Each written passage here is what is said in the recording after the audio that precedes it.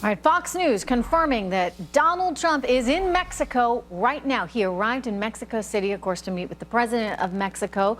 We do expect Donald Trump to speak shortly after his meeting. And of course, he's got that big speech planned in Arizona tonight. Beginning at 8 p.m., I will be here covering it for you. We have some really terrific analysts planned to provide all their analysis of the speech. And of course, as soon as Donald Trump actually talks to reporters there in Mexico, we'll bring you that as well. So stay tuned. Do not go anywhere. We have a big night planned for you here on Fox Business. Secretary of State John Kerry, speaking in Bangladesh earlier this week, said we'd be better off if the media stopped talking about terrorism altogether. Take a listen. If you decide one day you're going to be a terrorist and you're willing to kill yourself, you can go out and kill some people. You can make some noise. Perhaps the media would do us all a service if they didn't cover it quite as much. People wouldn't know what's going on. Is this the State Department's bold new tactic to end violent terror attacks around the world? Tell the media just stop reporting on them like they didn't even happen? Just yesterday, the official ISIS spokesman was reportedly killed in Syria, marking the highest profile killing of an ISIS member to date, a major triumph for the U.S.-led coalition. Would the administration prefer that the media just not even mention that? Just stop covering America's victories as well? Joining me right now, Proactive Communications President Mark Serrano, along with radio talk show host Leslie Marshall. Good to see both you guys.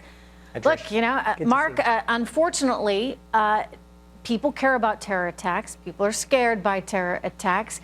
People want to know about terror attacks.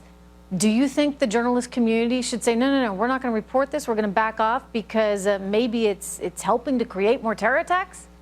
Of course not, Trish. Look, Obama, Clinton, and Kerry are the three blind mice of American foreign policy.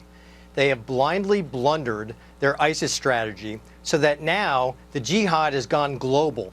And since they can't control the story, Kerry is trying to control the storytellers by suggesting that, look, let's not make a big deal out of this, especially now, based on Obama policy, that the 10,000th Syrian refugee has entered in the United States with very little, if any, vetting.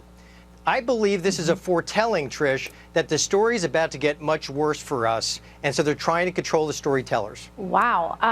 Leslie, you're a storyteller yourself. You're a journalist. You have a radio program, a commentator. How's this sit with you, what Kerry just said?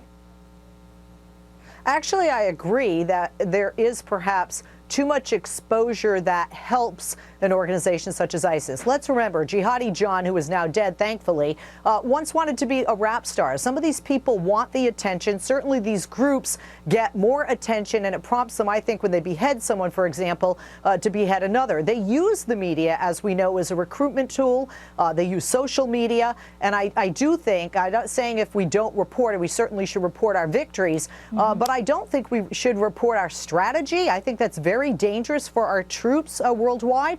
And I definitely don't think we should give the attention to these groups that they want, because I do think it assists with the recruiting. Is a fair point. I mean, you don't want to tell these terrorists exactly what you're doing. It seems as though we do telegraph that in a very big way. We're so fearful of collateral damage. We want to make sure everybody has enough of a chance to get out of an area before we actually strike it. So there's an over emphasis on communication on that front. But, you know, Leslie, I don't know how you can not report when there's a terror attack, if there's a bombing that goes off, if people are killed in Brussels, if people are killed just sitting on a cafe in Paris, or if they're mowed down by a terrorist with a truck. Yeah, I get it. You know, these guys want the attention, but the reality is the world also deserves to know the atrocities that are happening. Do they not, Mark?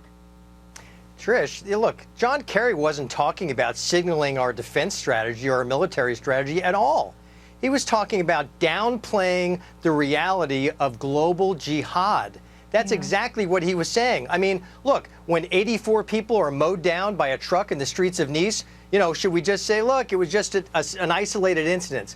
This Well, and is by the way, very- they tried this to is- do that. They have absolutely tried Exactly. to do that. I This mean, you is think very about much- what happened in the streets of Cologne on New Year's Eve. I keep going back to this, but it's just so horrifying for me. And this wasn't terror. This was just sexual assault.